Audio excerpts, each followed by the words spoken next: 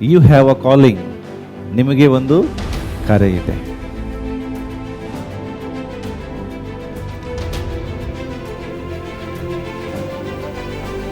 ಯೆಶಾಯನು ಮುಂಚೆ ಹೇಳ್ತಾನೆ, ಇಂಥವ ವ್ಯಕ್ತಿ ಬರ್ತಾನೆ, ಆತನು ಕರ್ತನ ದಾರಿಯನ್ನು ನೆಟ್ಟಗೆ ಮಾಡ್ತಾನೆ.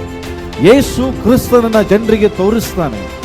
ಸ್ನಾನಿಕನಾದ ಯೋಹಾನನು ಆತನಿಗೆ ಕರೆ ಬರುವಾಗ ಆತನ ಆ ಕರೆ ವಿಷಯದಲ್ಲಿ ತುಂಬಾ ಸೀರಿಯಸ್ ಆಗಿದ್ದ.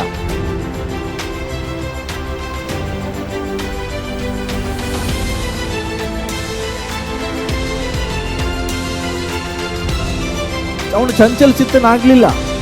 ತನ್ನ ಕರೆಯುವಿಕೆ ವಿಷಯದಲ್ಲಿ ಅವನು ಸ್ಟ್ರಾಂಗ್ ಆಗಿದ್ದ. ದೇವರು ನನ್ನನ್ನು ಕಳಿಸ್ಕೊಟ್ಟಿದ್ದಕ್ಕೆ ಯೇಸು ಕ್ರಿಸ್ತನನ್ನ ಜನರಿಗೆ ತೋರಿಸುವುದಕ್ಕಾಗಿ ಅವನ ಕರೆಯುವಿಕೆಯಲ್ಲಿ ಅವನು ನಿಂತುಕೊಂಡ.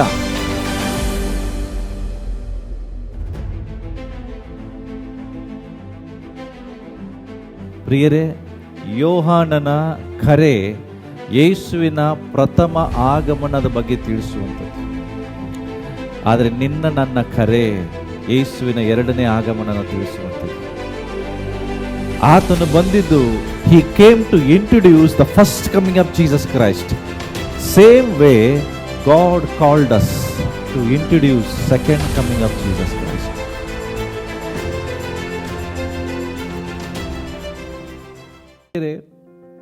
ಕರೆ ಅನ್ನುವಂಥದ್ದು ಮನುಷ್ಯರಿಂದ ಬರುವಂಥದ್ದಲ್ಲ, ಇದು ದೇವರಿಂದ ಬರುವಂಥದ್ದಕ್ಕೂ ನಾವು ಕರೆಗಳೆಂಬುದಾಗಿ ಕರೀತೇವೆ. ಸತ್ಯವೇದದಲ್ಲಿ ಇವತ್ತು ಒಬ್ಬ ವ್ಯಕ್ತಿ ಬಗ್ಗೆ ನಿಮ್ಮ ಜೊತೆ ನಾನು ಮಾತನಾಡಲಿಕ್ಕಿದ್ದೇನೆ. ಆ ವ್ಯಕ್ತಿಗೆ ಪರಲೋಕದಿಂದ ಒಂದು ಕರೆ ಬರ್ತದೆ, ದೇವರ ಒಂದು ಕರೆ ಬರ್ತದೆ. ಆ ದೇವರ ಕರೆಗೆ ತನ್ನ ಲೈಫನ್ನು ಅವನು ಯಾವ ರೀತಿಯಾಗಿ ಸಮರ್ಪಿಸಿಕೊಳ್ತಾನೆ ಎಂಬುದಾಗಿ ಇವತ್ತು ನಾವು ಆ ವಿಷಯಗಳನ್ನು ನೋಡ್ಲಿಕ್ಕಿದ್ದೇವೆ.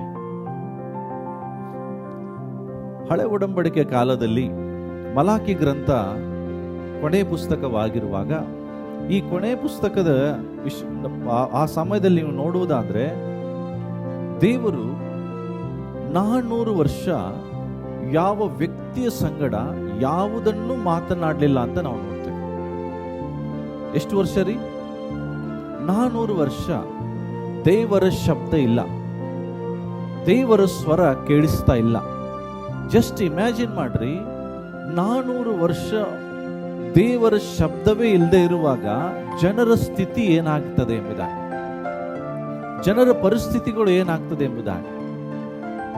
ಯಾವಾಗ ದೇವರು ಯಾರ ಸಂಗಡನು ಮಾತನಾಡಲಿಲ್ವೋ, ದೇವರ ಶಬ್ದನೇ ಅವರಿಗೆ ಕೇಳಿಸ್ತಿಲ್ವೋ, ದೇವರ ವಾಕ್ಯದಲ್ಲಿ ನೋಡ್ತೇವೆ, ಕುರುಬನ ಇಲ್ಲದ ಕುರಿಗಳ ಹಾಗೆ ಜನರು ಅಲದಾಡ್ತಾ ಇದ್ರು. ಸಭೆ ಒಳಗಡೆ ರಾಜಕೀಯ ಎಂಟ್ರಿ ಆಯಿತು. ಫರಿಸಾಯರು, ಯಾಜಕರು, ಶಾಸ್ತ್ರಿಗಳು ತಮ್ಮ ಮನಸ್ಸಿಗೆ ಬಂದ ಹಾಗೆ ಜೀವಿಸಲಿಕ್ಕೆ ಪ್ರಾರಂಭಿಸಿದರು. ಕಾರಣ ಶಬ್ದ ಇಲ್ಲ. ಯಾರ ಶಬ್ದ ಇಲ್ಲ? ದೇವರ ಸ್ವರ ಇಲ್ಲ. ಪ್ರಿಯರೇ, ನಿಮ್ಮ ಲೈಫಲ್ಲಿ ದೇವರ ಸ್ವರ ಇಲ್ಲದೆ ಹೋದ್ರೆ ಯಾವ ಸ್ಥಿತಿ ಆಗ್ತದೆ ಅಂತ ಜಸ್ಟ್ ಆಲೋಚಿಸ್ರಿ. ನಿಮ್ಮ ಲೈಫಲ್ಲಿ ಒಂದು ವೇಳೆ ದೇವರ ಸ್ವರನೇ ಕೇಳಿಸ್ತಾ ಇಲ್ಲ ಆದ್ರೆ ನಿಮ್ಮ ಸ್ಥಿತಿ ಏನಾಗ್ತದೆ? ಜಸ್ಟ್ ಆಲೋಚಿಸ್ರಿ, ಜಸ್ಟ್ ಇಮ್ಯಾಜಿನ್ ಮಾಡ್ರಿ. ಅಲ್ಲಿ ನಾವು ನೋಡ್ತೇವೆ, ಮಲಾಕಿ ಗ್ರಂಥದಲ್ಲಿ ಮಠ ನೀವು ಓದುವುದಾದ್ರೆ ದೇವರು ಯಾರ ಸಂಗಡನು ಮಾತನಾಡುವುದಿಲ್ಲ ಅಲ್ಲಿ. ಆದರೆ ಒಂದು ಮಲಾಕಿ ಗ್ರಂಥದ ಕೊನೆಯ ಅಧ್ಯಾಯದಲ್ಲಿ ಆದರೆ ಒಂದು ವಾಗ್ದಾನ ಇದೆ. ಏನು ವಾಗ್ದಾನ ಇದೆ ಅಂದ್ರೆ, ನಾನೊಬ್ಬ ವ್ಯಕ್ತಿಯನ್ನು ಕಳಿಸಿಕೊಡ್ತಾನೆ, ಆ ವ್ಯಕ್ತಿ ಬರೋ ತನಕ ನನ್ನ ಶಬ್ದ ಯಾವ ಇಸ್ರಾಯೇಲರಿಗಾಗಲಿ ಯಾವ ಮನುಷ್ಯರಿಗೆ ಕೇಳಿಸುವುದಿಲ್ಲ ಎಂಬುದಾಗಿ. ಪ್ರಿಯರೇ, ತಿಳ್ಕೊಡ್ರಿ, ನಿಮ್ಮ ಜೀವಿತದಲ್ಲಿ ಎಲ್ಲಕ್ಕಿಂತ ಪ್ರಾಮುಖ್ಯವಾಗಿರುವುದು ದೇವರ ಸ್ವರ. ನಿನ್ನ ಲೈಫಲ್ಲಿ ದೇವರ ಶಬ್ದ ಇಲ್ಲ ಆದ್ರೆ ನಿನ್ನ ಜೀವಿತ ಏನಾಗ್ತದೆ ಎಂಬುದಾಗಿ ನೀವು ಆಲೋಚಿಸ್ರಿ. ಇವತ್ತು ನೀವೆಲ್ಲರೂ ಕೃಪೆ ಕಾಲದಲ್ಲಿದ್ದೀರಿ. ನಿಮಗೆ ದೇವರ ಶಬ್ದ ಕೇಳಿಸ್ಲಿಕ್ಕೆ ನೂರಾರು ಮಾರ್ಗಗಳು ಇವತ್ತು ದೇವರು ಮಾಡಿದ್ದಾರೆ. ಬಟ್ ಆ ಸಮಯದಲ್ಲಿ ದೇವರ ಶಬ್ದ ಕೇಳಿಸಬೇಕಾದ್ರೆ ಕೇವಲ ಪ್ರವಾದಿಗಳ ಮೂಲಕ ಮಾತ್ರ ದೇವರ ಶಬ್ದ ಕೇಳಿಸ್ತಾ ಇತ್ತು. ಇಲ್ಲ, ದೇವರು ತಾನೇ ಬಂದು ಮಾತನಾಡಬೇಕಾಗಿತ್ತು. ಆದರೆ 400 ವರ್ಷ ಯಾವ ಪ್ರವಾದಿ ಆಗಲಿ ದೇವರ ಸ್ವರವಾಗಲಿ ಅಲ್ಲಿ ಕೇಳಿಸ್ಲಿಲ್ಲ. ಪ್ರಿಯರೇ, ಅವರ ಜೀವಿತ ಏನಾಗಿರ್ಬೋದು ಆಲೋಚಿಸ್ರಿ. ಆದರೆ ಇವತ್ತು ದೇವರು ನಮಗೋಸ್ಕರ 10 ಮಾರ್ಗಗಳನ್ನು ಓಪನ್ ಮಾಡಿದ್ದಾರೆ. ಹೇಗಾದ್ರೂ ಮಾಡಿ ನಾವು ದೇವರ ಶಬ್ದವನ್ನ, ದೇವರ ಸ್ವರವನ್ನು ಕೇಳಿಸಬಹುದೆಂಬುದಾಗಿ. ನಮ್ಮೆಲ್ಲರ ಲೈಫಲ್ಲಿ ಎಲ್ಲಕ್ಕಿಂತ ಇಂಪಾರ್ಟೆಂಟ್, ನಿಮ್ಮ ಲೈಫಲ್ಲಿ ಏನು ಇದೆಯೋ ಏನು ಇಲ್ವೋ ಅದು ಪ್ರಾಮುಖ್ಯವಾದದ್ದಲ್ಲ. ನಿಮ್ಮ ಜೀವಿತದ ಎಲ್ಲಕ್ಕಿಂತ ಪ್ರಾಮುಖ್ಯವಾಗಿರುವುದು ದೇವರ ಶಬ್ದ. ನಿಮ್ಮೆಲ್ಲರ ಸಂಗಡ ದೇವರು ಮಾತನಾಡದೆ ಹೋದರೆ ನಾವು ನಾನು ಒಂದು ಹೇಳ್ತೇನೆ, ಅದೇ ರೀತಿಯಾಗಿ ಯಾವ ಕುರುಬಣದ ಕುರಿಗಳು ಅಡ್ಡಾಡ್ತದೋ ಅದೇ ರೀತಿಯಾಗಿ ನಾವು ಇವತ್ತು ಅಲ್ದಾಡುವಂಥ ಪರಿಸ್ಥಿತಿ ಇರ್ಬೋದಾಗಿದೆ. ಆದರೆ ನಾವೆಲ್ಲರೂ ಇಲ್ಲಿ ಕೂತಿದ್ದೇವೆ, ಇದಕ್ಕೆ ಕಾರಣ ನಮ್ಮ ಜೀವಿತ. ಆ ದೇವರ ಶಬ್ದ ಇರುವುದಕ್ಕೆ ನಾವಿಲ್ಲಿ ಒಂದು ಕೂತ್ಕೊಂಡಿದ್ದೇವೆ. ನಂಬ್ತೀರಾ? ದೇವರ ಶಬ್ದ ಇಲ್ಲಾಗಿದ್ರೆ ಇಲ್ಲಿ ಯಾರು ಕೂತ್ಕೊಳ್ತಿದ್ವಾ? ನಾವು ಈ ರೀತಿಯಾಗಿ ಸೇರ್ತಿದ್ವಾ? ನೋ. ಎಷ್ಟು ಜನರು ಜೀವಂತವಾಗಿರ್ತಿದ್ವೋ ಗೊತ್ತಿಲ್ಲ ಪ್ರಿಯರೇ, ಆದರೆ ದೇವರು ನಮ್ಮ ಸಂಗಡ ಮಾತನಾಡಿದ್ದಾನೆ. ಓಕೆ, ಸೊ ಒಂದು ವಚನ ಓದಿಕೊಳ್ಳೋಣ. ಮಲಾಕಿ ಪುಸ್ತಕಕ್ಕೆ ಹೋಗೋಣ. 4ನೇ ಅಧ್ಯಾಯ ತೆಗಿರಿ, 5-6 ವಚನ ಓದೋಣ. ಮಲಾಕಿ ಪ್ರವಾದನೆ ಗ್ರಂಥ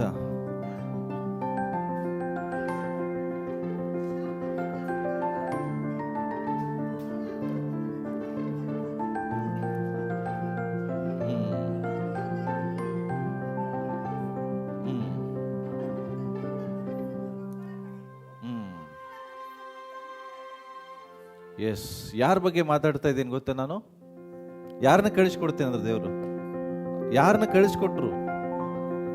ಜಾನ್ ದ ಬ್ಯಾಪ್ಟಿಸ್ಟ್, ಸ್ನಾನಿಕನಾದ ಯೋಹಾನನು. ಎಲಿಯನ ಆತ್ಮವನ್ನ ಹೊಂದಿಕೊಂಡು ಬಂದಂಥವನು, ಎಲಿಯನ ಸ್ಪಿರಿಟ್ ಅಲ್ಲಿ ಬಂದಂಥವನು ದ ಜಾನ್ ದ ಬ್ಯಾಪ್ಟಿಸ್ಟ್. ಸ್ನಾನಿಕನಾದ ಯೋಹಾನನನ್ನ ದೇವರು ಕಳಿಸಿಕೊಡ್ತಾರೆ. ನಿಮ್ಗೆ ಗೊತ್ತಾ ಸ್ನಾನಿಕನಾದ ಯೋಹಾನನ ದೇವರು ಯಾಕೆ ಕಳಿಸಿಕೊಟ್ರು? ಯಾಕೆ ಕಳಿಸಿಕೊಟ್ರು? ದೇವರು ಸ್ನಾನಿಕನಾದ ಯೋಹಾನನ್ನ ಕಳಿಸಿಕೊಟ್ಟಿದ್ದು ಯಾಕೆ? ಕರ್ತನ ಬರೋಣಕ್ಕೆ ಸಿದ್ಧ ಮಾಡಲಿಕ್ಕೆ. ಕರೆಕ್ಟ್. ಆತನು ಈ ಲೋಕಕ್ಕೆ ಬಂದಿದ್ದೆ ಯೇಸು ಕ್ರಿಸ್ತನನ್ನ ಪರಿಚಯ ಮಾಡಲಿಕ್ಕೆ. ಎದಕ್ಕೆ ಹೇಳ್ರಿ? ಎಲ್ರು ಹೇಳ್ರಿ. ಯೋಹಾನನು ಈ ಲೋಕಕ್ಕೆ ಬರುವುದೇ ಕರ್ತನಿಗಾಗಿ ದಾರಿ ಸಿದ್ಧ ಮಾಡಲಿಕ್ಕೆ.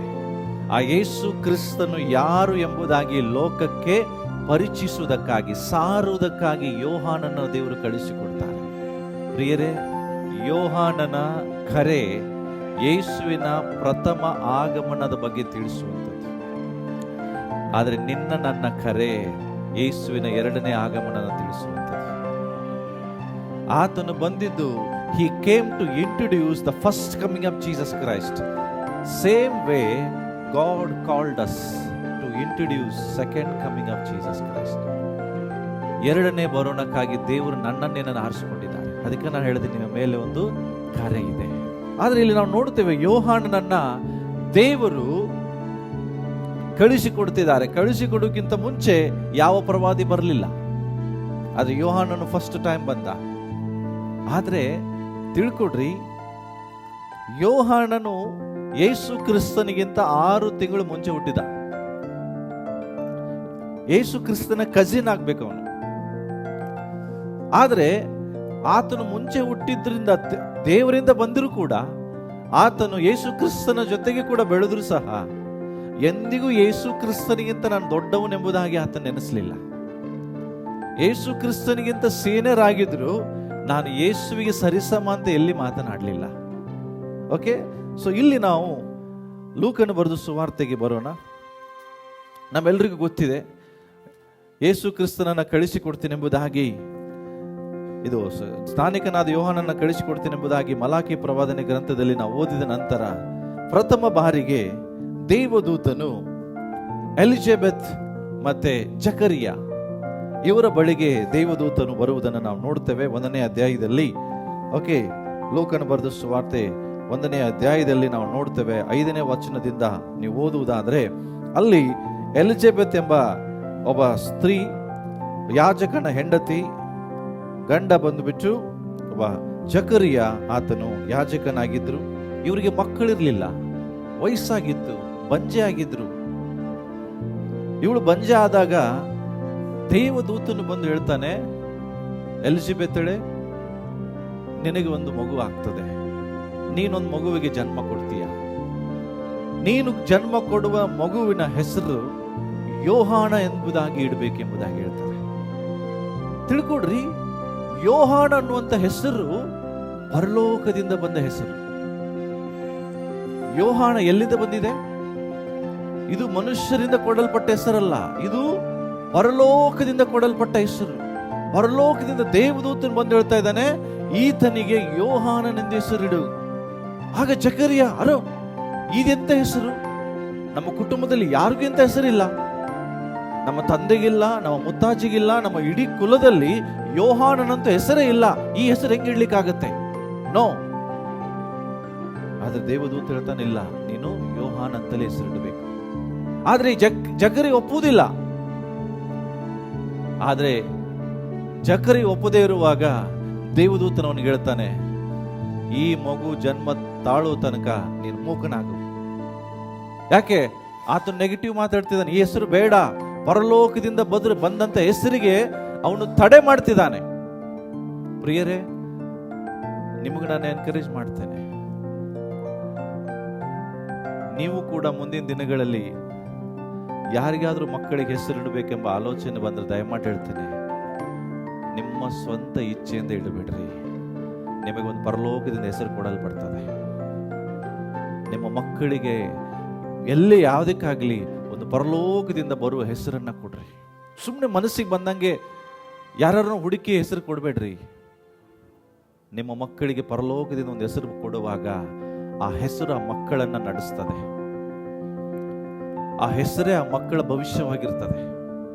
ಇಲ್ಲಿ ನಾವು ನೋಡ್ತೇವೆ, ಪರಲೋಕದಿಂದ ಬಂದಂತ ದೇವದೂತ ಹೇಳ್ತಾನೆ, ಈತನಿಗೆ ಯೋಹಾನನಂತ ಹೆಸರಿಡಬೇಕು. ನೋಡ್ರಿ, ಯೋಹಾನ, ಯೇಸು, ಇವೆಲ್ಲ ಎಲ್ಲಿಂದ ಬಂದ ಹೆಸರು? ಪರಲೋಕದಿಂದ ಕೊಡಲ್ಪಟ್ಟ ಹೆಸರುಗಳು. ಅದಕ್ಕಾಗಿ ಹೇಳ್ತೇನೆ, ಸುಮ್ನೆ ಏನೇನೋ ಅನಾವಶ್ಯಕವಾಗಿ ಅವ್ರಿಟ್ರು ಇವ್ರಿಟ್ರು ಅಂತ ಕಾಪಿ ಮಾಡ್ಕೊಂಡು ನಿಮ್ಮ ಮಕ್ಕಳಿಗೆ ಹೆಸರಿಡಬೇಡ್ರಿ. ನಿಮ್ಮ ಮಕ್ಕಳಿಗೆ ಹೆಸರಿಡೋಕ್ಕಿಂತ ಮುಂಚೆ ಮೊಣಕಾಲೂರಿ ದೇವರ ಸ್ವರ ಕೇಳಿಸ್ಕೊಡ್ರಿ. ದೇವರ ಶಬ್ದ ಎಲ್ಲಕ್ಕಿಂತ ಪ್ರಾಮುಖ್ಯವಾಗಿದೆ. ದೇವರ ಶಬ್ದದಿಂದ ಬರುವ ಹೆಸರಿನಲ್ಲಿ ಶಕ್ತಿ ಇರ್ತದೆ. ದೇವರ ಶಬ್ದದಿಂದ ಬರುವ ಹೆಸರಿನಲ್ಲಿ ಭವಿಷ್ಯ ಇರ್ತದೆ. ಪ್ರಿಯರೇ, ದೇವರ ಶಬ್ದದಿಂದ ಬರುವ ಹೆಸರಿನಲ್ಲಿ ಒಂದು ಉದ್ದೇಶ ಇರ್ತದೆ. ಸೈತಾನನು ಅದನ್ನು ಯಾವ ಕಾರಣಕ್ಕೂ ಅದನ್ನು ನಿಲ್ಲಿಸಲಿಕ್ಕೆ ಸಾಧ್ಯ ಆಗುವುದಿಲ್ಲ. ಅದಕ್ಕಾಗಿ ದೇವರ ಶಬ್ದ ಬಹಳ ಇಂಪಾರ್ಟೆಂಟ್. ಇಲ್ಲಿ ದೇವರ ಶಬ್ದ ಬರ್ತದೆ, ಏನಂತ? ಆತನಿಗೆ ಏನು ಮಾಡು? ಯೋಹಾನನಂತ ಹೆಸರಿಡು. ಜಕರಿ ಒಪ್ಪುವುದಿಲ್ಲ. ಒಪ್ಪದೇ ಇರುವಾಗ ಅವನು ಮೂಕನಾಗ್ತಾನೆ. ಆದ್ರೆ ಎಲಿಜಬೆತ್ತಳು ತುಂಬಾ ಸಂತೋಷ ಪಡ್ತಾಳೆ. ದೇವರು ಕೊಟ್ಟಂತ ಮಗು ಆಗ್ತದೆ.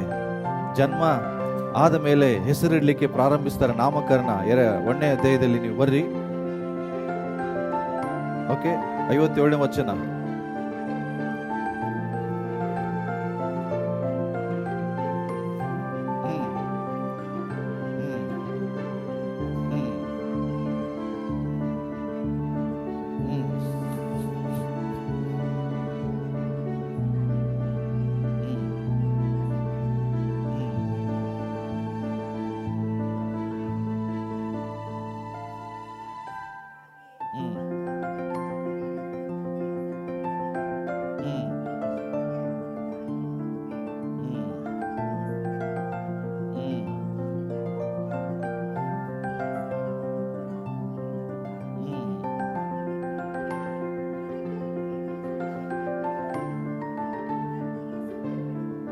ತಂದೆಗೆ ಸನ್ನೆ ಮಾಡ್ತಾ ತಂದೆಗೆ ಬಾಯಿ ಇಲ್ಲ ಹೇಳಕ್ಕೆ.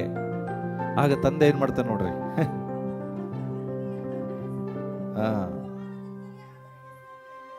ನೋಡ್ರಿ, ಮಾತಿರುವಾಗ ಒಪ್ಪೋ ಮಾರಾಯ ಅಂದ್ರೆ ಒಪ್ಪಲಿಲ್ಲ. ಆದ್ರೆ ಬಾಯಿ ಹೋದಾಗ ದೇವರ ಶಬ್ದಕ್ಕೆ ಎಷ್ಟು ಶಕ್ತಿ ಇದೆ ನೋಡ್ರಿ. ಹಲ್ಲೆಲೂಯಾ. ದೇವರ ಶಬ್ದಕ್ಕೆ ಇರುವಷ್ಟು ಶಕ್ತಿ ಎದಕ್ಕೂ ಇಲ್ಲ. ಈಗ ಹೇಳಲಿಕ್ಕೆ ಬಾಯಿಲ್ಲ, ಆದ್ರೆ ಕೈಲಿ ಬರೀತಿದ್ದಾನೆ, ಇಲ್ಲ ಈತನಿಗೆ ಯೋಹಾನನಂತಲೇ ಹೆಸರಿಡಬೇಕು ಎಂಬುದಾಗಿ. ಓಕೆ, ನೆಕ್ಸ್ಟ್ ನೋಡ್ರಿ ಏನಾಯ್ತು. ಅದಕ್ಕೆ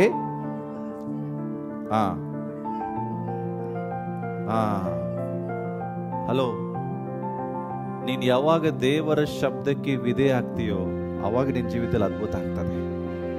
ಮಿರಾಕಲ್ ಎಲ್ಲಿಲ್ಲ, ದೇವರ ಶಬ್ದಕ್ಕೆ ವಿಧೇಯನಾಗುವಾಗೈತೆ. ಆತನು ಮೊದಲನೇದಾಗಿ ವಿಧೇಯನಾಗಲಿಲ್ಲ, ಈಗ ಮೂಕನಾದ ಮೇಲೆ ಎಸ್ ಇದು ಪರಲೋಕದಿಂದ ಬಂದ ಶಬ್ದ, ಇದಕ್ಕೆ ನಾನು ವಿಧೇಯನಾಗಬೇಕೆಂಬುದಾಗಿ ವಿಧೇಯನಾದ. ಬೈಬಲ್ ಹೇಳುತ್ತದೆ, ಸಡಿಲವಾಯಿತು, ಅವನ ನಾಲಿಗೆ ಓಪನ್ ಆಗಿ ಅವನು ಮಾತನಾಡಲಿಕ್ಕೆ ಪ್ರಾರಂಭಿಸಿದನು. ಮಾತನಾಡುವ ಶಕ್ತಿ ಉಳ್ಳವನಾಗಿ ದೇವರನ್ನ ಕೊಂಡಾಡಿದನು. ಇದನ್ನು ಕೇಳಿದ ನೆರೆಹೊರೆಯವರಿಗೆಲ್ಲ ಹೆದರಿಕೆ ಉಂಟಾಯಿತು ಮತ್ತು ಎಲ್ಲ ಸಂಗತಿಗಳನ್ನು ಕುರಿತು ಯೂದಾಯದ ಮಲೆನಾಡಿನಲ್ಲೆಲ್ಲ ಮಾತನಾಡಿಕೊಳ್ಳುತ್ತಿದ್ದರು. ಕೇಳಿದವರೆಲ್ಲರೂ, ಆಹಾ, ಈ ಕೂಸು ಎಂತವನಾಗಿದ್ದಾನೋ ಅಲೋ ಎಂದು ಈ ಸಂಗತಿಗಳು ಮನಸ್ಸಿನಲ್ಲಿಟ್ಟುಕೊಂಡರು. ಮತ್ತು ಕರ್ತನ ಹಸ್ತವು ಆ ಮಗುವಿನ ಮೇಲೆ ಇತ್ತು ಎಂಬುದಾಗಿ ತಿಳ್ಕೊಡ್ರಿ. ನಾನು ಏನ್ ಹೇಳಿಕ್ಕೆ ಇಷ್ಟಪಡ್ತಾ ಇದ್ದೇನೆಂದ್ರೆ, ಪರಲೋಕದಿಂದ ಬರುವಂತ ಒಂದು ಶಬ್ದ ಇಡೀ ಊರನ್ನಲ್ಲ, ಇಡೀ ಅಕ್ಕಪಕ್ಕದ ಹಳ್ಳಿಗಳನ್ನ, ಇಡೀ ಗ್ರಾಮ ಪಟ್ಟಣಗಳನ್ನ ಅಲ್ಲೋಲ ಕಲ್ಲೋಲ ಮಾಡ್ತು. ಆ ಒಂದು ಹೆಸರಿನಲ್ಲಿ ಎಷ್ಟು ಶಕ್ತಿ ಇದೆ. ಯಾವ ಹೆಸರು? ಯೋಹಾನ. ಇವತ್ತು ಹೆಸರನ್ನ ಕೇಳಿ ನನಗೂ ಯೋಹಾನ ಅಂತ ಇಡ್ತಾರೆ. ನೋ, ಆ ಯೋಹಾನಿಗೆ ಪರಲೋಕದಿಂದ ಬಂದಿದ್ದಕ್ಕೆ ಅವನಿಗೆ ಹೆಸರು ಯೋಹಾನ. ಇವತ್ತು ಅವನ ಹೆಸರು ಕಾಪಿ ಮಾಡಿಕೊಂಡು ನಾವು ಯೋಹಾನ. ನೋ, ಅವನ ಹೆಸರು ನಿಮಗೆ ಇಟ್ಕೊಂಡ್ರೆ ಆ ಪವರ್ ಬರಲ್ಲ. ನಿಮಗೆ ಆ ಹೆಸರು ಪರಲೋಕದಿಂದ ಬಂದ್ರೆ ಪವರ್ ಇರ್ತದೆ. ನಿನ್ನ ಹೆಸರು ಏನೇ ಆಗಿದ್ರು ದೇವರು ನಿನಗೊಂದು ಹೆಸರು ಕೊಡ್ತಾನೆ. ದೇವರ ಶಬ್ದ ನೀನು ಕೇಳಿಸ್ಕೊ. ನಿನ್ನ ಮಕ್ಕಳಿಗೂ ಸಹ ಸುಮ್ಮನೆ ಹೆಸರು ಇಡಬೇಡ್ರಿ, ದೇವರ ಶಬ್ದವನ್ನ ಕೇಳಿಸ್ಕೊಡ್ರಿ. ಸೊ ಈ ಯೋಹಾನನು ಹುಟ್ಟಿದ, ಬೈಬಲ್ ಹೇಳ್ತದೆ, ಈ ಯೋಹಾನ ಬಗ್ಗೆ ಯೇಸು ಕ್ರಿಸ್ತನೇ ಒಂದು ಸಾಕ್ಷಿ ಕೊಡ್ತಾರೆ. ಎಂತ ಸಾಕ್ಷಿ ಇದೆ ಗೊತ್ತಾ ಯೋಹಾನಂದು? ಇದುವರೆಗೂ ಯೋಹಾನನ ಹುಟ್ಟುವ ತನಕ ಸ್ತ್ರೀಯರಲ್ಲಿ ಹುಟ್ಟಿದ ಯಾವ ಮನುಷ್ಯನು ಯೋಹಾನನಿಗಿಂತ ದೊಡ್ಡವನಿಲ್ಲ. No one is greater than John. Mattaya 11:11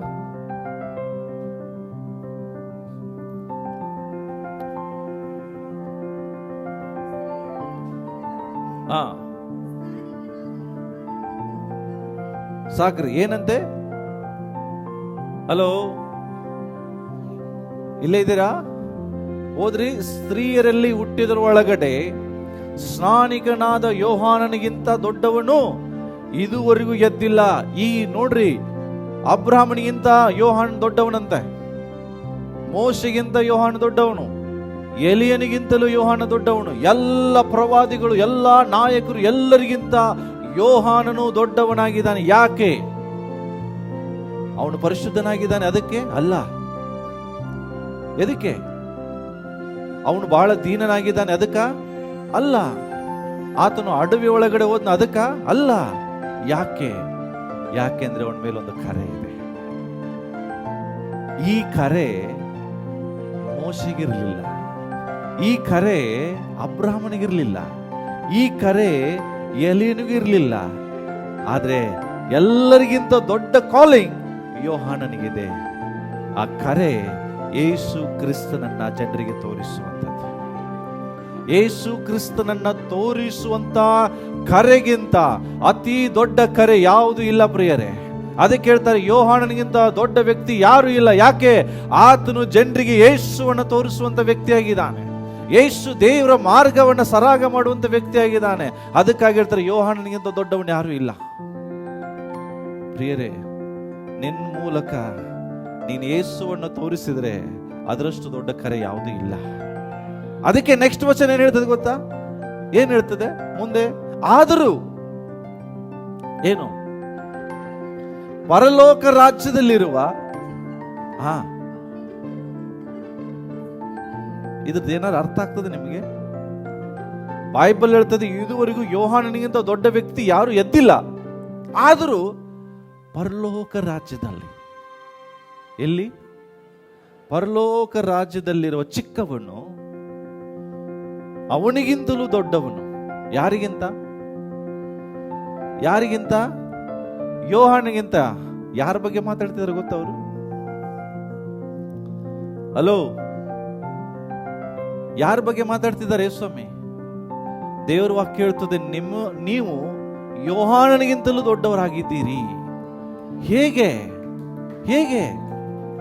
ಪ್ರಿಯರೇ, ಯೋಹಾನನು ಬಂದಿದ್ದು ಯೇಸುವಿನ ಪ್ರಥಮ ಆಗಮನ ಬಗ್ಗೆ ತಿಳಿಸುವುದಕ್ಕಾಗಿ. ಯೇಸು ಕ್ರಿಸ್ತನು 33 ವರ್ಷ ಮನುಷ್ಯನಾಗಿ ಇರುವಾಗ ಮನುಷ್ಯ ಕುಮಾರನಾಗಿರುವ ಯೇಸುವನ್ನ ಜನರಿಗೆ ತೋರಿಸುವುದಕ್ಕಾಗಿ. ಆದರೆ ನೀನು ನಾನಿಲ್ಲಿರುವುದು ಪುನರುತ್ಥಾನಗೊಂಡ ಯೇಸುವನ್ನ ತೋರಿಸುವುದಕ್ಕಾಗಿ.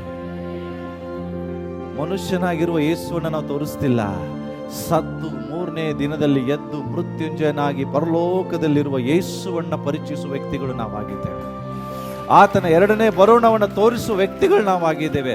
ಅದಕ್ಕೆ ಬೈಬಲ್ ಹೇಳ್ತದೆ, ಆತನಿಗಿಂತಲೂ ಪರಲೋಕ ರಾಜ್ಯದಲ್ಲಿರುವ ದೊಡ್ಡವನು. ಯಾರ ಮೇಲೆ ಕರೆ ಇದೆ ಯೇಸುವನ್ನ ಜನರಿಗೆ ತೋರಿಸುವಂತವರು, ಅವರಷ್ಟು ದೊಡ್ಡವರು ಯಾರು ಇಲ್ಲ. ಪ್ರಶ್ನೆ, ಆರ್ ವಿ ಶೋಯಿಂಗ್ ಜೀಸಸ್? ನಾವು ಯೇಸು ಕ್ರಿಸ್ತನನ್ನ ಜನರಿಗೆ ತೋರಿಸ್ತಾ ಇದ್ದೇವಾ? ಕರೆ ಇದೆ, ನಮ್ಮೆಲ್ಲರ ಮೇಲೆ ಒಂದು ಕರೆ ಇದೆ. ಏನು? ಯೇಸು ಕ್ರಿಸ್ತನನ್ನ ತೋರಿಸುವಂಥದ್ದು. ಬಟ್ ಪ್ರಶ್ನೆ, ನಾವು ತೋರಿಸ್ತಿದ್ದೇವಾ? R V showing? ಇಲ್ಲ, ನಾವು ಯೇಸು ಕ್ರಿಸ್ತನ ಜನರಿಗೆ ತೋರಿಸ್ತಿಲ್ಲ. ಯಾಕೆ? ಯೇಸು ಸ್ವಾಮಿ ಆತನಿಗಿಂತ ದೊಡ್ಡವನು. ಕಾರಣ, ಅವನು ಮೋಶೆ ಯೇಸುವನ್ನ ತೋರಿಸ್ಲಿಕ್ಕೆ ಆಗ್ಲಿಲ್ಲ, ಅಬ್ರಹಾಮನು ಯೇಸುವನ್ನ ತೋರಿಸ್ಲಿಕ್ಕೆ ಆಗ್ಲಿಲ್ಲ. ಆದ್ರೆ ಯೋಹಾನನು, ನನಗಿಂತ, ನನ್ನ ಹಿಂದೆ ಬರೋನು ನನಗಿಂತ ದೊಡ್ಡವನು, ನನಗಿಂತ ದೊಡ್ಡವನು. ಆತನ ಪಾದಗಳ ಕೆರವನ್ನ ಹಿಡಿಯುವುದಕ್ಕೂ ನನಗೆ, ಬಿಚ್ಚುವುದಕ್ಕೂ ನನಗೆ ಯೋಗ್ಯತೆ ಇಲ್ಲ. ಕರ್ತನ ದಾರಿಯನ್ನ ನೆಟ್ಟಗೆ ಮಾಡಲಿಕ್ಕೆ ಬಂದಂಥವನು ಯೇಸು ಕ್ರಿಸ್ತನು ಯಾರಂತ ತೋರಿಸಲಿಕ್ಕೆ ಬಂದಂಥವನು ಯೋಹಾನನ್. ಅದಕ್ಕೆ ಅವನ ಬಗ್ಗೆ ಮಾತನಾಡ್ತಿದ್ದ, ಅವನಿಗಿಂತ ದೊಡ್ಡವನು ಯಾರು ಇಲ್ಲ. ಪ್ರಿಯರೇ, ಈತನ ಬಗ್ಗೆ ಎಷ್ಟು 1000 ವರ್ಷಗಳ ಹಿಂದೆ, ಕೇವಲ 400 ಅಲ್ಲ, ಈ ವಾಕ್ಯ ಬರೋದಕ್ಕಿಂತ ಮುಂಚೆ ಸುಮಾರು 700-800 ವರ್ಷಗಳ ಹಿಂದೆ ಯೆಶಾಯನ ಮೂಲಕ ಇವನ ಬಗ್ಗೆ ಬರೆದಿದ್ರು. ಯೆಶಾಯನ ಪುಸ್ತಕ ತೆಗಿರಿ. ಯೆಶಾಯನ ಪ್ರವಾದನೆ ಗ್ರಂಥದಲ್ಲಿ ಯೋಹಾನನ ಬರುವಿಕೆ ಬಗ್ಗೆ ಒಂದು ಪ್ರವಾದನೆ ಇದೆ. 40ನೇ ಅಧ್ಯಾಯ 3ನೇ ವಚನ ಓದುಮ.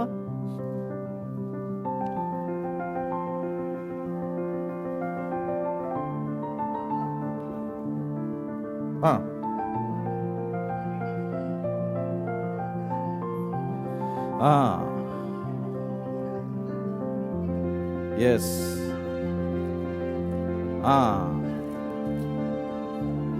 ಎಸ್, ಸಾಕು. ಏನಿದು? ಒಬ್ಬನು ಕೂಗುತ್ತಾನೆ ಅಂತ ಬರ್ತದ 5ನೇ ವಚನದಲ್ಲಿ. ಯಾರ ಬಗ್ಗೆ ಇದು? ಅಡವಿಯಲ್ಲಿ ಕೂಗುವನ ಶಬ್ದ. ಅಡವಿಯಲ್ಲಿ ಯಾರಿದ್ದಾರೆ? ಯೆಶಾಯನು ಮುಂಚೆ ಹೇಳ್ತಾನೆ, ಇಂಥವ ವ್ಯಕ್ತಿ ಬರ್ತಾನೆ, ಆತನು ಕರ್ತನ ದಾರಿಯನ್ನ ನೆಟ್ಟಗೆ ಮಾಡ್ತಾನೆ, ಯೇಸು ಕ್ರಿಸ್ತನನ್ನ ಜನರಿಗೆ ತೋರಿಸ್ತಾನೆ. ಯಾರು? ಯಾರ್ರೀ? ಸ್ನಾನಿಕನಾದ ಯೋಹಾನನು. ಆತನಿಗೆ ಕರೆ ಬರುವಾಗ ಆತನ ಕರೆ ವಿಷಯದಲ್ಲಿ ತುಂಬಾ ಸೀರಿಯಸ್ ಆಗಿದ್ದ. ಅವನು ಚಂಚಲ ಚಿತ್ತನಾಗ್ಲಿಲ್ಲ. ತನ್ನ ಕರೆಯುವಿಕೆ ವಿಷಯದಲ್ಲಿ ಅವನು ಸ್ಟ್ರಾಂಗ್ ಆಗಿದ್ದ. ದೇವರು ನನ್ನನ್ನು ಕಳಿಸ್ಕೊಟ್ಟಿದ್ದಕ್ಕೆ ಯೇಸು ಕ್ರಿಸ್ತನನ್ನ ಜನರಿಗೆ ತೋರಿಸುವುದಕ್ಕಾಗಿ. ಅವನ ಕರೆಯುವಿಕೆಯಲ್ಲಿ ಅವನು ನಿಂತುಕೊಂಡ. ಇವತ್ತು ಅದೇ ಕರೆಯುವಿಕೆ, ಅದಕ್ಕಿಂತ ದೊಡ್ಡ ಕರೆಯುವಿಕೆ ನಮ್ಮೆಲ್ಲರ ಮೇಲಿದೆ. ಏನು? ಸತ್ತ ಯೇಸುವನಲ್ಲ, ಭೂಮಿ ಮೇಲೆ ಇದ್ದಂತ ಯೇಸುವನಲ್ಲ, ಪುನರುತ್ಥಾನಗೊಂಡಂತ ಯೇಸು, ಮತ್ತೆ 2ನೇ ಬರೋಣದಲ್ಲಿ ಈ ಲೋಕಕ್ಕೆ ಬಂದು ನ್ಯಾಯ ತೀರಿಸುವ ಯೇಸುವನ್ನ ತೋರಿಸುವ ಕರೆ ನಮ್ಮೆಲ್ಲರಿಗೂ ದೇವರು ಕೊಟ್ಟಿದ್ದಾರೆ. ಅಂತ ಯೇಸುವನ್ನ ಲೋಕಕ್ಕೆ ಪರಿಚಯಿಸುವಂತ ಕರೆ ದೇವರು ನಮ್ಮೆಲ್ಲರಿಗೂ ಕೊಟ್ಟಿದ್ದಾರೆ. ಬಟ್ ಯಾರು ನಾವು ಆ ಕರೆ ವಿಷಯದಲ್ಲಿ ಸೀರಿಯಸ್ ಆಗಿಲ್ಲ. ಅರೆ ಯೋಹಾನ ನೋಡ್ರಿ, ಅವನಿಗೆ ಕರೆ ಬಂದಾಗ ಲೋಕ 1:80 1:80 80ನೇ ವಚನ ಓದ್ರಿ. ಲೋಕನ್ ಬರೆದ ಸುವಾರ್ತೆ 1:80. ಓಕೆ.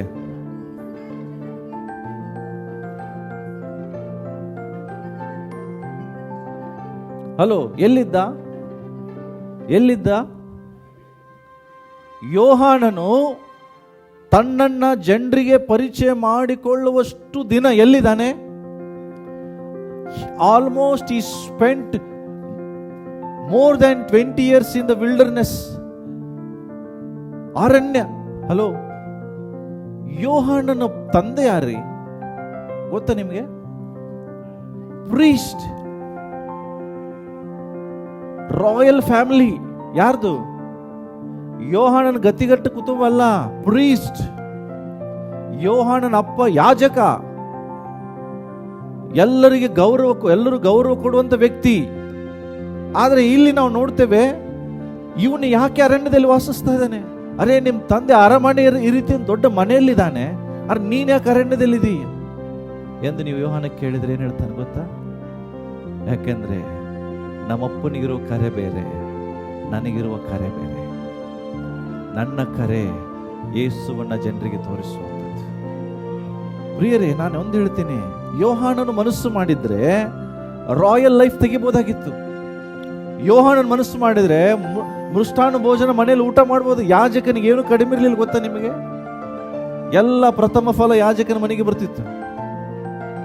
ಕೊರತೆ ಪಡೋರು ಏನಿರಲಿಲ್ಲ. 10 ಪಾಲು ಯಾಜಕನ ಮನೆಗೆ ಬರ್ತಿತ್ತು. ಹಿ ವಾಸ್ ವೆಲ್ ಸೆಟಲ್ಡ್ ಯಾಜಕನು. ಯೋಹಾನನ ಮನಸ್ಸು ಮಾಡಿದ್ರೆ ಎಂಜಾಯ್ ಮಾಡಬಹುದಾಗಿತ್ತು. ಯಾವ ರೀತಿಯಾಗಿ ಏಲಿ ಮಕ್ಕಳು ಮಾಡಿದ್ರಲ್ಲ ಗೊತ್ತ ನಿಮಗೆ? ಫುಲ್ ದುಂದೋತನ ಮಾಡ್ತಿದ್ರು ಅವರು. ಆದ್ರೆ ಇವನು ಹಂಗೆ ಮಾಡ್ಬೋದಾಗಿತ್ತು. ಯಾಕೆ? ಇವನು ಯಾಜಕನ ಮಗ. ಆದ್ರೆ ಏಲಿ ಮಕ್ಕಳು ಓಮ್ನಿ ಪಿನ್ಯಾಸ್ ಮಾಡ್ದಂಗೆ ಇವನು ಮಾಡ್ಲಿಲ್ಲ. ಇವನು ಅಪ್ಪನ ಮನೆ ಬಿಟ್ಟ. ಎದಕ್ಕಾಗಿ? ಕರೆಗಾಗಿ. ಹೇಳ್ರಿ, ಕರೆಗಾಗಿ ಅಪ್ಪನ ಮನೆ ಬಿಟ್ಟ. ಕರೆಗಾಗಿ ಒಳ್ಳೆ ಬಟ್ಟೆ ಬಿಟ್ಟ. ಕರೆಗಾಗಿ ಒಳ್ಳೆ ಊಟ ಬಿಟ್ಟ. ಕಾಡಿನಲ್ಲಿ ಹೋಗಿ ಜೇನನ್ನ ಮಿಡುತೆನ್ ತಿಂತಾ ಇದ್ದಾನೆ. ಅರೆ, ಮನಸ್ಸು ಮಾಡಿದ್ರೆ ಅಪ್ಪನ ಮನೆಯಲ್ಲಿ ಒಳ್ಳೆ ಊಟ ಮಾಡ್ಬೋದಾಗಿತ್ತು. ಮನಸ್ಸು ಮಾಡಿದ್ರೆ ಮನೆಯಲ್ಲಿ ಒಳ್ಳೆ ಬಟ್ಟೆ ಹಾಕೋಬೋದಾಗಿತ್ತು. ಒಂಟೆ ಕೂದಲಿನ ಹೊದಿಕೆ ಉಟ್ಟುಕೊಳ್ತಿದ್ದಾನೆ. ಎಲ್ಲಿ? ಕಾಡಲ್ಲಿ, ಅರಣ್ಯದಲ್ಲಿ. ಯಾಕೆ ಯೋಹಾನ ಕೇಳಿದ್ರೆ ಏನ್ ಹೇಳ್ತಾನೆ? ನನಗೊಂದು ಶಬ್ದ ಇದೆ, ನನಗೊಂದು ಕಾಲಿಂಗ್ ಇದೆ. ಆ ಕಾಲಿಂಗಿಗೆ ನಾನು ಎಲ್ಲವನ್ನು ತ್ಯಾಗ ಮಾಡಲೇಬೇಕು. He sacrificed everything for the one calling. ಒಂದೇ ಒಂದು ಕರೆಗಾಗಿ ತನ್ನ ಜೀವಿತವನ್ನೇ ತ್ಯಾಗ ಮಾಡ್ದ. ಮದುವೆ ಆಗ್ಲಿಲ್ರಿ, ಫ್ಯಾಮಿಲಿ ಲೈಫ್ ತೆಗೀಲಿಲ್ಲ, ಎಂಜಾಯ್ಮೆಂಟ್ ಬೇಡ, ಕಾಡಿನಲ್ಲಿ ಹೋಗಿ ಜೀವಿಸಿದ. ತಿಳ್ಕೊಡ್ರಿ, ಕಾಡಿನಲ್ಲಿ ಯಾರು ಇಲ್ಲ ಸಪೋರ್ಟಿಗೆ, ಒಬ್ಬಂಟಿಗನು. ಅಡವಿ ಮಾರ್ಗನೆ ಗೊತ್ತಾಗುದು ಅಂತ ಅಡವಿಯಲ್ಲಿದ್ದಾನೆ. 30 ವರ್ಷ ನಾವು ನೋಡ್ತೇವೆ ಅವನು ಅರಣ್ಯ ಪ್ರದೇಶದಲ್ಲಿ ಇದ್ದನು, ತನ್ನನ್ನ ತೋರಿಸಿಕೊಳ್ಳುವುದಕ್ಕಾಗಿ. ಅವನಿಗೆ ಒಂದೇ ಇದೆ, ನಾನು ಇದನ್ನೆಲ್ಲ ತ್ಯಾಗ ಮಾಡದಿದ್ರೆ ಯೇಸುವನ್ನು ತೋರ್ಸಕ್ ಆಗುದಿಲ್ಲ. ಇದೆಲ್ಲ ತ್ಯಾಗ ಮಾಡಿದ್ರೆ ಯೇಸುವನ್ನು ತೋರಿಸ್ಲಿಕ್ಕೆ ಆಗ್ತದೆ. ಇವತ್ತು ಜನ ಯೇಸುವನ್ನು ನಿಮ್ಮ ಮೂಲಕ ಮಾಡಿ ನೋಡ್ಬೇಕಾದ್ರೆ ನಾವೇನ್ ತ್ಯಾಗ ಮಾಡ್ತಾ ಇದ್ದೀವಿ? ನನ್ನ ಪ್ರಶ್ನೆ ಒಂದೇ, ನೀವು ಮಾಡುವ ಕೆಲಸ ಆಗಿರಲಿ, ನಿಮ್ಮ ಸೇವೆ ಆಗಿರಲಿ, ನಿಮ್ಮ ಬಿಸ್ನೆಸ್ ಆಗಿರಲಿ, ಆರ್ ಯು ಶೋಯಿಂಗ್ ಜೀಸಸ್? ನಾವು ಯೇಸುವನ್ನು ತೋರಿಸ್ತಾ ಇದೀವಿ ಜನರಿಗೆ? This is the greatest calling. ನಮ್ಮೆಲ್ಲರ ಮೇಲಿರುವಂತ ಅತಿ ದೊಡ್ಡ ಕರೆ ಜನರಿಗೆ ಯೇಸುವನ್ನು ತೋರಿಸುವಂಥದ್ದು, ಯೇಸು ಯಾರೆಂಬುದಾಗಿ ತಿಳಿಸುವಂಥದ್ದು. ಬಟ್ ಸಮಸ್ಯೆ ಏನು? ನಮ್ಮ ಮೂಲಕ ಯಾರು ಯೇಸುವನ್ನು ನೋಡ್ತಿಲ್ಲ. ನಮ್ಮ ನೋಡುವಾಗ ಜನರಿಗೆ ಯೇಸು ನೋಡ್ದಂಗೆ ಆಗ್ತದಂತ ಯಾರು ಹೇಳ್ತಿಲ್ಲ. ನಮ್ಮ ಲೈಫ್ ಅನ್ನು ನೋಡುವಾಗ ಯೇಸು ಇಲ್ಲಿ ಇದ್ದಾರಂತ ಯಾರು ಹೇಳ್ತಿಲ್ಲ. ನಮ್ಮ ಮೇಲಿರುವಂತಹ ಶಬ್ದಕ್ಕೆ ನಾವು ಏನ್ ಮಾಡ್ತಾ ಇಲ್ಲ? ಬೆಲೆ ಕೊಡ್ತಾ ಇಲ್ಲ. ತನ್ನನ್ನು ತಾನು ತೋರಿಸಿಕೊಳ್ಳುವಷ್ಟು ದಿವಸ ಎಲ್ಲಿದ್ದಾನೆ? ಅರಣ್ಯದಲ್ಲಿದ್ದಾನೆ. ಏನ್ ತಿಂತಿದ್ದಾನೆ? ಕಾಡ್ಜೇನು. ಏನ್ ತಿಂತಿದ್ದಾನೆ? ಎಲೆಗಳು, ಮಿಡತೆಗಳು, ಕಾಡಿನಲ್ಲಿರುವಂಥದ್ದನ್ನು ತಿಂತಿದ್ದಾನೆ. ಅವರಪ್ಪ ಅವರಮ್ಮ ಹೆಂಗಾಗಿರ್ಬೋದಲ್ಲ? ನನ್ನ ಮಗ, ನಾನ್ ಪ್ರೀಸ್ಟ್, ಅದರಲ್ಲಿ ಬಹಳ ವರ್ಷಗಳಾದ್ಮೇಲೆ ಹುಟ್ಟಿದಂತ ಮಗ, ಬಂಜೆ ಆಗಿದ್ರು ಅವರು, ಮುಪ್ಪಿನ ವಯಸ್ಸಿನಲ್ಲಿ ಹುಟ್ಟಿರ್ಬೋದು. ಹೌದಾ? ತಂದೆ ತಾಯಿಗೆ ಎಷ್ಟು ಪ್ರೀತಿ ಇರ್ಬೋದು ಮಗನ ಬಗ್ಗೆ, ನನ್ನ ಮಗನ ಹಿಂಗೆ ಸಾಕ್ಬೇಕು, ಹಂಗೆ ಸಾಕ್ಬೇಕು. ಒಬ್ಬನೇ ಮಗ ಇದ್ದರೆ ಎಷ್ಟೆಲ್ಲ ಆಸೆ ಇಟ್ಕೋತಿರಲ್ಲ. ಆದ್ರೆ ಅವೆಲ್ಲ ಆಸೆಗಳನ್ನು ಅವರು ತ್ಯಾಗ ಮಾಡಿದ್ರು. ಯಾಕೆ? ನನ್ನ ಮಗನ ಮೇಲೆ ಒಂದು ಕರೆ ಇದೆ. ಆ ಕರೆ ನೆರವೇರಿಸುವುದೇ ದೊಡ್ಡ ಕಾರ್ಯ. ಅದರಿಗಿಂತ ದೊಡ್ಡ ಕೆಲಸ ಯಾವುದೂ ಇಲ್ಲ. ನೀವು ಏನು ಕೆಲಸ ಮಾಡ್ತಾ ಇದ್ದೀರಿ, ಯಾವುದು ಡಸಂಟ್ ಮ್ಯಾಟರ್. ನೀವು ಎಲ್ಲಿದ್ದೀರಿ ಯಾವುದಕ್ಕೂ ಅದು ಏನು ಸಂಬಂಧ ಇಲ್ಲ. ಬಟ್ ನೀವು ಏನು ಮಾಡ್ತಾ ಇದ್ದೀರಿ, ಎಲ್ಲಿದ್ದೀರಿ, ಎಲ್ಲದರ ಮೂಲಕ ಯೇಸುವನ್ನ ತೋರಿಸ್ತಾ ಇದ್ದೀರಾ, ಅದು ಇಂಪಾರ್ಟೆಂಟ್. ನೀನು ಎಷ್ಟು ಇನ್ಕಮ್ ಗಳಿಸ್ತಾ ಇದ್ದ, that is not important. Are you showing Jesus? ಅದರ ಮೂಲಕ ಯೇಸುವನ್ನ ತೋರಿಸ್ತಾ ಇದ್ದೀರಾ, ದಟ್ ಈಸ್ ಇಂಪಾರ್ಟೆಂಟ್. ಪಕ್ಕದವ್ರಿಗೆ ಹೇಳ್ರಿ, ಯೇಸುವನ್ನ ತೋರಿಸುವ ಕರೆ ನಿನ್ನ ಮೇಲಿದೆ. ಒಂದು ವೇಳೆ ನಿನ್ನ ಕೆಲಸ, ನಿನ್ನ ಬಿಸ್ನೆಸ್ಸು, ನಿಮ್ಮ ಸೇವೆಯಲ್ಲಿ ನೀವು ಜನರಿಗೆ ಯೇಸುವನ್ನು ತೋರಿಸ್ತಾ ಇಲ್ಲ ಅಂದ್ರೆ ನೀವು ಮಾಡ್ತಾ ಇರೋದೆಲ್ಲ ವ್ಯರ್ಥ. Whatever you are doing, that all waste. ಯಾಕಂದ್ರೆ ನಮ್ಮ ಜೀವಿತದಲ್ಲಿ ಒಂದೇ ಗುರಿ ಆಗಿರ್ಬೇಕು, ಓನ್ಲಿ ಒನ್ ಮಕ್ಸದ್, ಶೋಯಿಂಗ್ ಜೀಸಸ್. ಯೇಸುವನ್ನ ಜನರಿಗೆ ತೋರಿಸುವಂಥದ್ದು, ಲೋಕಕ್ಕೆ ಯೇಸು ಯಾರೆಂಬುದಾಗಿ ಪರಿಚಯಿಸುವಂಥದ್ದು. ಅದಕ್ಕಾಗಿ ಅವನು ಯಾವುದನ್ನ ಆಯ್ಕೆ ಮಾಡ್ಕೊಂಡ? ಅರಣ್ಯದ ಜೀವಿತ ಆಯ್ಕೆ ಮಾಡ್ಕೊಂಡ. ಈಸಿನಾ ಅರಣ್ಯದ life? No, it was not easy. ಯಾಕೆ? ಒಬ್ರು ಇಲ್ಲ ಆತನ ಜೊತೆಗೆ. ಅರಣ್ಯದಲ್ಲಿ ಮಲಗಬೇಕಾದ್ರೆ ಬೆಡ್ಶೀಟು, ಬೆಡ್ ಏನು ಇಲ್ಲ. ಮಳೆ, ಚಳಿ, ಎಲ್ಲ ಟೈಮಲ್ಲೂ ಅವನು ಅರಣ್ಯದಲ್ಲೇ ಇದ್ದಾನೆ. ಯಾಕೆ? ಕರೆಗಾಗಿ ಎಲ್ಲವನ್ನ ಸಹಿಸಿಕೊಳ್ತಿದ್ದಾನೆ, ಎಲ್ಲವನ್ನ ಸಹಿಸಿಕೊಳ್ತಿದ್ದಾನೆ. ಏನೇ ಸಂಭವಿಸಲಿ ನನ್ನ ಕರೆಯಲ್ಲಿ ನಾನು ನಿಲ್ತೇನೆ. ಪಕ್ಕದವರಿಗೆ ಹೇಳಿ, ನಿನ್ನ ಕರೆಯಲ್ಲಿ ನೀನು ನಿಂತುಕೋ. ಏನೇ ಸಂಭವಿಸಲಿ ನಿನ್ನ ದೇವರು ಕರೆದಂತ ಕರೆಯಲ್ಲಿ ನೀನು ನಿಂತುಕೋ. ಬೇರೆ ಯಾವುದಕ್ಕೂ ಟೆನ್ಷನ್ ಮಾಡಬೇಡ. ನಿನಗೆ ದೇವರು ಯಾವುದಕ್ಕೆ ಕರೆದಿದ್ದಾನೋ ಅದನ್ನು ನೆರವೇರಿಸುವುದೇ ನಿನ್ನ ಮುಖ್ಯ ಗುರಿ ಆಗಿರಬೇಕು. ನಮ್ಮ ಮುಖ್ಯ ಗುರಿ ಏನಾಗಿದೆ? ಲೋಕವನ್ನು ಸಂಪಾದಿಸುವುದು? ನೋ, ನಮ್ಮ ಮುಖ್ಯ ಗುರಿ ನನ್ನ ಮೂಲಕ ಯೇಸು ಜನರಿಗೆ ಕಾಣಬೇಕು. ನನ್ನ ಜೀವಿತದ ಮೂಲಕ ಯೇಸು ಜನರಿಗೆ ಕಾಣಬೇಕು. ನನ್ನ ಕೆಲಸದ ಮೂಲಕ ಯೇಸು ಜನರಿಗೆ ಕಾಣಬೇಕು. ನನ್ನ ಮಾತುಗಳ ಮೂಲಕ ಯೇಸು ಜನರಿಗೆ ಕಾಣಿಸ್ಬೇಕು. ದಿಸ್ ಈಸ್ ದ ಕಾಲ್ ನಿಮ್ಮ ಮೇಲಿರುವುದು, ಜನರಿಗೆ ಯೇಸುವನ್ನ ತೋರಿಸುವಂಥದ್ದು.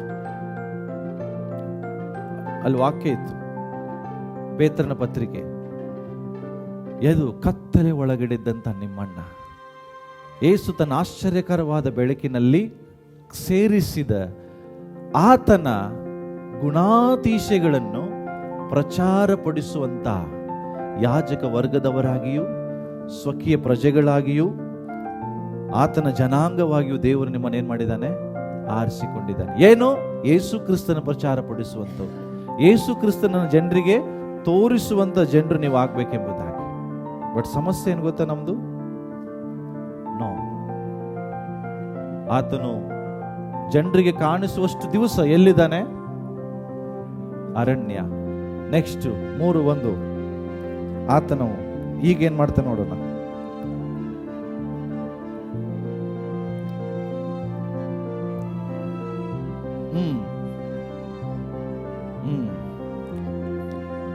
ಎಸ್,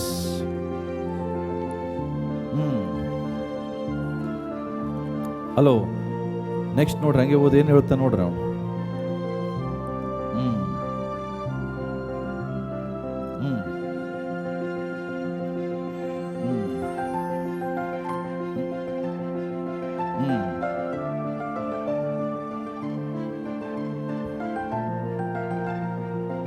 ಓಕೆ, ಸಾಕ್ರಿ. 7ನೇ ವಚನ ಹೋದ್ರಿ ಸೀದಾ.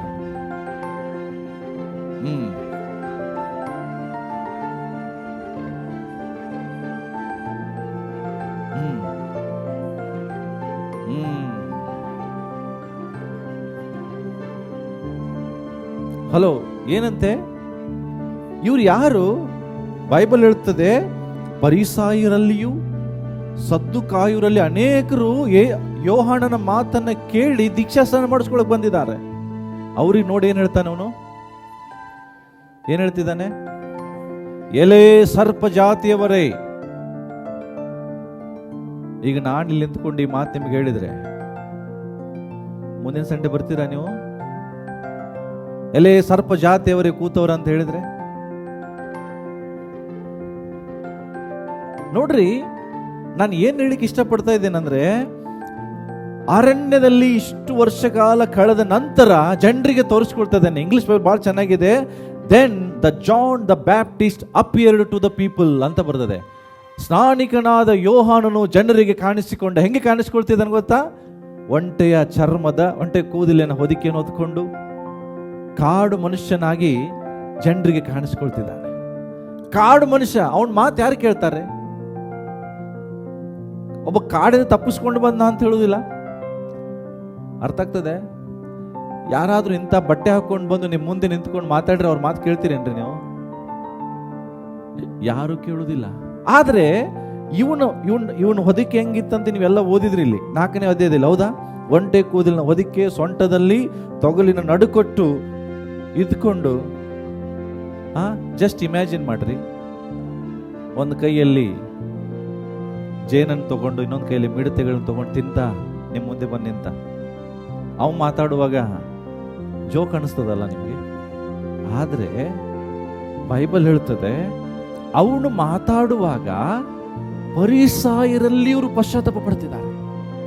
ಅವನು ಮಾತನಾಡುವಾಗ ಸದ್ದುಕಾಯರು ಪಶ್ಚಾತ್ತಾಪ ಪಡ್ತಿದ್ದಾರೆ. ಅವನು ಮಾತನಾಡುವಾಗ ಜನರು ದೀಕ್ಷಾಸನ ಮಾಡಿಸ್ಕೊಳಕ್ಕೆ ಅವನ ಕಡೆ ಬರ್ತಿದ್ದಾರೆ. ಅವನ ಬಟ್ಟೆ ನೋಡಿ ಅಲ್ಲ, ಅವನ ಮೇಲಿರೋ ಕಾಲಿಂಗ್, ಅವನ ಮೇಲಿರೋ ಕಾಲಿಂಗ್. ನಾನು ಒಂದು ಹೇಳ್ತೇನೆ, ನಿನ್ನ ಮೇಲೆ ಕಾಲಿಂಗ್ ಇದ್ರೆ ನಿನ್ನ ಮಾತಿನಲ್ಲಿ ಶಕ್ತಿ ಇರ್ತದೆ, ನಿನ್ನ ಮಾತುಗಳು ಅಧಿಕಾರದಿಂದ ತುಂಬಿರ್ತದೆ. ಯಾಕೆ? That is the calling. Calling ಇರುವಂತ ಮನುಷ್ಯ ಸುಮ್ಮನೆ ಜೋಕ್ ಹಿಡಿದು ಟೈಮ್ ಪಾಸ್ ಮಾಡೋದಿಲ್ರಿ. ಕಾಲಿಂಗ್ ಇರುವ ಮನುಷ್ಯನ ಮಾತಿನಲ್ಲಿ ವೇಟ್ ಇರ್ತದೆ. ಮಾತನಾಡುವಾಗಲೇ ಜನರ ಹೃದಯಗಳು ಮಾರ್ಪಡ್ತದೆ. ಮಾತನಾಡುವಾಗಲೇ ಜನರಿಗೆ ಯೇಸು ಯಾರಂತ ತಿಳಿಸ್ತದೆ. ಅದೇ ಕಾಲಿಂಗ್ ಅಲ್ಲಿರುವಂತ ಶಕ್ತಿ. ಆದ್ರೆ ಬಹಳ ಜನ ಆ ಕಾಲಿಂಗ್ ನಲ್ಲಿರುವಂತ ಪ್ರಾಮುಖ್ಯತೆಯನ್ನೇ ಕಳ್ಕೊಂಡ್ಬಿಟ್ಟಿದ್ದಾರೆ. ಇವತ್ತು ಎಷ್ಟೋ ಜನರಲ್ಲಿ ಕಾಲಿಂಗ್ ಇದೆ, ಕುಚ್ಚೋದ್ಯ ಮಾತುಗಳನ್ನ ಆಡ್ತಿರ್ತಾರೆ, ಹುಚ್ಚು ಮಾತುಗಳನ್ನ ಆಡ್ತಿರ್ತಾರೆ, ಜೋಕ್ಸ್ಗಳನ್ನು ಮಾಡ್ತಿರ್ತಾರೆ. ದೇವರ ಕಾಲಿಂಗ್ ಇರುವಂತ ಮನುಷ್ಯ ಮಾತಿನಲ್ಲಿ ವೇಟ್ ಇರ್ತದೆ. ಅವನು ಮಾತನಾಡುವ ಮಾತುಗಳೇ ಪ್ರವಾದನಾತ್ಮಕವಾಗಿರ್ತದೆ. ಯಾಕೆ? ಕಾಲಿಂಗ್. ಇಲ್ಲಿ ನಾವು ನೋಡ್ತೇವೆ, ಸ್ನಾನಿಕನಾದ ಯೋಹಾನನು ಏನ್ ಹೇಳ್ತಿದ್ದಾನೆ? ಪರಲೋಕ ರಾಜ್ಯವು ಸಮೀಪವಾಯಿತು, ದೇವರ ಕಡೆಗೆ ಎಷ್ಟು ಸಿಂಪಲ್ ಮೆಸೇಜ್, ಹೌದಾ? ಏನಿದೆ ಇದರಲ್ಲಿ? ಪರಲೋಕ ರಾಜ್ಯ ಸಮೀಪವಾಯಿತು, ದೇವರ ಕಡೆಗೆ ಸಿಂಪಲ್ ಮೆಸೇಜ್. ಜನ ಅಳ್ತಿದ್ದಾರೆ, ಜನ ಗೋಳಾಡ್ತಿದ್ದಾರೆ, ಶ್ರೀಮಂತರು ಬರ್ತಿದ್ದಾರೆ. ಸ್ವಾಮಿ ನಾವೇನ್ ಮಾಡ್ಬೇಕು? ಅವನು ಹೇಳ್ತಾ ಇದ್ದಾನೆ, 2 ಅಂಗಿ ಇದೆಯಾ? 1 ಅಂಗಿ ಕೊಡು. ರೆಡಿ, ಕೊಡ್ತಾ ಇದ್ದಾರೆ. ಮತ್ತೆ ಜನ ಇವ್ರು ಬರ್ತಾರೆ, ಸುಂಕ ವಸೂಲಿ ಮಾಡೋರು ಬರ್ತಾರೆ. ಸ್ವಾಮಿ ನಾವೇನ್ ಮಾಡ್ಬೇಕು? ಹೆಚ್ಚು ಸುಂಕ ವಸೂಲಿ ಮಾಡಬೇಡ್ರಿ. ಎಷ್ಟು ನೇಮಕವಾಗಿದೆ ಅದಕ್ಕಿಂತ ಹೆಚ್ಚು ತಗೊಳ್ಬೇಡ್ರಿ. ಅನ್ಯಾಯವಾಗಿ ಯಾವುದನ್ನು ಗಳಿಸಬೇಡ್ರಿ. ಮೋಸ ಮಾಡಿ ತಿಳ್ಕೊಡ್ರಿ. ಇವರೆಲ್ಲ ಯಾರು? ಫರಿಸಾಯರು, ಸದ್ದುಕಾಯರು, ಶಾಸ್ತ್ರಿಗಳು, ಸುಂಕ ವಸೂಲಿ ಮಾಡುವಂತ ಆಫೀಸರ್ಗಳು ಯೋಹಾನನ ಮುಂದೆ ಬಂದು ಕೇಳ್ತಿದ್ದಾರೆ, ನಾವೇನ್ ಮಾಡ್ಬೇಕು? ಪರಲೋಕ ರಾಜ್ಯ ಸೇರಕ್ಕೆ ನಾವೇನ್ ಮಾಡ್ಬೇಕು? ಅವ್ರಿಗೆ ಹೇಳ್ತಿದ್ದಾನೆ, ಒಳಂಗಿಯನ್ನ ತೆಗೆದುಕೊಡ್ರಿ, 2 ಅಂಗಿದ್ದವನು 1 ಅಂಗಿಯನ್ನು ಕೊಡ್ರಿ, ಹೆಚ್ಚಿನೇನು ವಸೂಲಿ ಮಾಡಬೇಡ್ರಿ. ತಿಳ್ಕೊಡ್ರಿ. ಎಲ್ಲ ಅದಕ್ಕೆ ವಿಧೇಯರಾಗ್ತಿದ್ದಾರೆ. ಯಾಕೆ? ಅವನ ಮಾತಿನಲ್ಲಿ ಅಷ್ಟು ಶಕ್ತಿ ಇದೆ. ಯಾಕೆ? ಬಿಕಾಸ್ ಅವನ ಕರೆಯನ್ನು ಅವನು ಗೌರವಿಸಿದ. ಆ ಕರೆಗಾಗಿ ಎಲ್ಲವನ್ನ ತ್ಯಾಗ ಮಾಡ್ದ. ಆ ಕರೆಗಾಗಿ ಕುಟುಂಬವನ್ನು ಬಿಚ್ಚ. ಆ ಕರೆಗೋಸ್ಕರ ಅರಣ್ಯದಲ್ಲಿ ವಾಸ ಮಾಡ್ದ. ಆ ಒಂದು ಕರೆಗಾಗಿ ಕಾಡಿನಲ್ಲಿ ಸಿಗುವ ಆಹಾರವನ್ನು ತಿಂದ. ಅದಕ್ಕಾಗಿ ಅವನ ಮಾತಿನಲ್ಲಿ ವೇಟ್ ಇದೆ. ಇವತ್ತು ದೇವರು ನಮ್ಮನ್ನೆಲ್ಲರನ್ನು ಕರೆದಿದ್ದಾರೆ. ಬಟ್ ನಾವೇನ್ ಮಾಡ್ತಾ ಇದೀವಿ ಕರೆಗಾಗಿ? ಪ್ರಶ್ನೆ, ವಾಟ್ ಆರ್ ವಿ ಸ್ಯಾಕ್ರಿಫೈಂಗ್? ಏನ್ ಸ್ಯಾಕ್ರಿಫೈ ಮಾಡ್ತಾ ಇದ್ದೀವಿ? ಯಾಕಂದ್ರೆ ಇಲ್ಲಿ ಕೂತಂತ ಎಲ್ಲರ ಮೇಲೂ ಕರೆ ಇದೆ. ಆ ಯೇಸುವನ್ನ ತೋರಿಸುವಂಥದ್ದು, ಯೇಸುವನ್ನ ಇಂಟ್ರೊಡ್ಯೂಸ್ ಮಾಡುವಂಥದ್ದು, ಯೇಸುವನ್ನ ತೋರಿಸುವ ಕರೆ ನನಗೂ ನಿನಗೆ ಎಲ್ರಿಗೂ ಇದೆ. ಬಟ್ ಸಮಸ್ಯೆ ಏನು? ನಾವ್ಯಾರು ಆ ಕರೆಯನ್ನ ಜನರಿಗೆ ತೋರಿಸ್ತಾ ಇಲ್ಲ. ಜಸ್ಟ್ ಅವನ್ ಮಾತು ನೋಡ್ರಿ